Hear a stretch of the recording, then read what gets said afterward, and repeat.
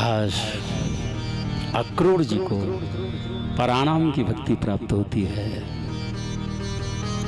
श्री राम वृंदावन में आए हैं। राम श्याम ने देखा ये तो चाचा अक्रूर है। गोष्ठ में रथ को खड़ा किया है, नंद भवन ले गए, बड़ा स्वागत किया है। आयवे को कारण पूछो है। अक्रूर जी ने बताई, राम श्याम दुष्ट कंस तुमको मारना चाहता है। बड़े बड़े षड्यंत्र उसने रचे, लेने के लिए भेजा है।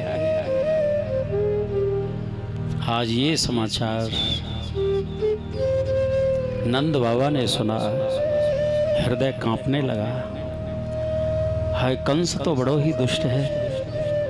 वो राजा है, वह को आदेश हमारी चलेगी भी कहा।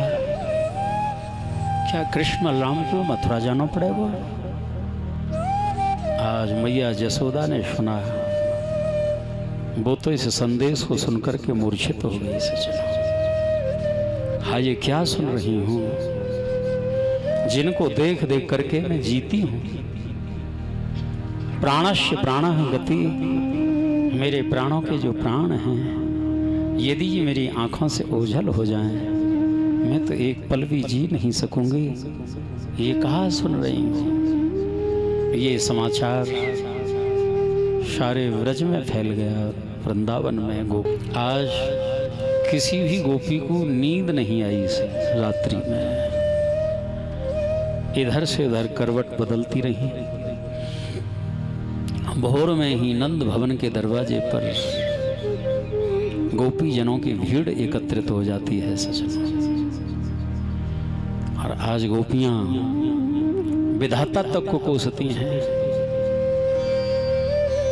अहो विधातस्तवन क्वचित दया, संयोज्य मैत्र्या प्रणये न दे। मारो है। आज श्री ठाकुर जी ने स्वयं अपने करतल से, अपने हाथ से इसका उद्धार किया है। कितना बड़भाग्य है बेचारों। लोक विशोक बनाए बसाए, आगे जाकर के जब बणिक लोगों को पता चला, कोई सुंदर हार पहना रहा है, कोई तांबूल अर्पित कर रहा है, कोई पटका धारण करा रहा है। और जो कंस के भी चेहरे थे, उसके अनुयायी थे, कृष्ण बलराम के पीछे पीछे श्री कृष्ण की जय जय घोष कर रहे थे, जय जयकार कर रहे थे। और थे वो कंस के। क्योंकि समाज में कुछ लोग बड़े चतुर समझदार होते हैं कि किसकी सत्ता आने वाली है, उसी के साथ लगना चाहिए हमें। आगे बढ़कर के देखा, धनुर्यज्ञ का आयोजन है। जाते ही जाते श्याम सुंदर ने उस धनुष का भंजन कर दिया, धनुष तोड़ा है। रामावतार में ही नहीं, कृष्णावतार में भी धनुष तोड़ते हैं प्रभु। करेण वामेन सलील मुद्रितम, सज्जम च कृत्वा निमिखेण पश्यताम, नृणाम विकृष्य प्रभवन्य मध्यतो, यथेक्षुदंडम मदकर्युरुक्रम।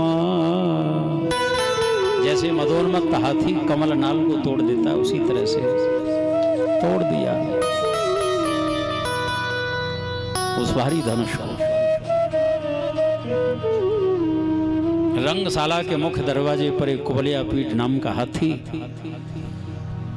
एक ने सूंड पकड़ी, एक ने पूंछ पकड़ी, कभी आगे पीछे घुमाने लगे इसको। जब इसकी सूंड को पकड़ करके ज्यों ऐठा लगाया, विशाल हाथी गिरा, प्राणांत हो गया उसका। 2 दांत थे, उनको निकाल लिया। एक बलराम ने अपने कंधे पर रखा और एक कृष्ण ने अपने कंधे पर रखा है। कुबलिया पीठ हाथी मरा पड़ा था। और जितने भी ग्वाल वाल थे सब आ गए और मरे हुए हाथी में दे लात दे घूंसा। क्या कन्हैया चिंता मत करियो, हम तेरे संग में ही हैं, घबराइयो मत। हाँ, और अंदर प्रवेश किया। चाणूर मुष्टिक दो पहलवान हैं। कंस का आदेश हुआ पकड़ लो इनको। अब उनकी हिम्मत तो हो नहीं रही थी, लेकिन कंस का आदेश। मधुसूदन श्री कृष्ण जो हैं चाणूर भिड़ गए, और जो बलराम जी हैं मुष्टिक। घमासान युद्ध हुआ, उठा पटक होने लगी। मधुसूदन श्री कृष्ण ने चाणूर की दोनों भुजाएं पकड़ी और घुमाते हुए पृथ्वी पर दे मारा। इधर बलराम जी ने मुष्टिक को मारा है। अब जितने भी थे छोटे मोटे सबको पकड़ पकड़ करके मारने लगे। एक तो मौका पा करके भाग गया था। कन्हैया दौड़े और पकड़ लिया उसको, दे घूंसा दे लाद। पूछा कि ये बता तेरा नाम का है। बलराम जी ने कहा कोई भला आदमी नहीं मारा जाए ना, पूछ तो लेना। और जैसे उसको पूछा तो उसने कहा महाराज कांपते हुए मेरा नाम कूट है, कूट। ये दैत्यासुर था ये। कन्हैया ने आवाज लगाई को ताऊ दादा जल्दी आ, देख जागो तो नाम ही कूट है। मैंने तो कूट लिया, तू भी कूट ले। दोनों ने कूट कूट के समाप्त कर दिया। कन्हैया ने लगाई छलांग मामा जी के पास, ऊपर बैठे हुए थे सिंहासन पर। जाते ही जाते मुकुट गिरा दिया, केस पकड़ करके जो खींचे।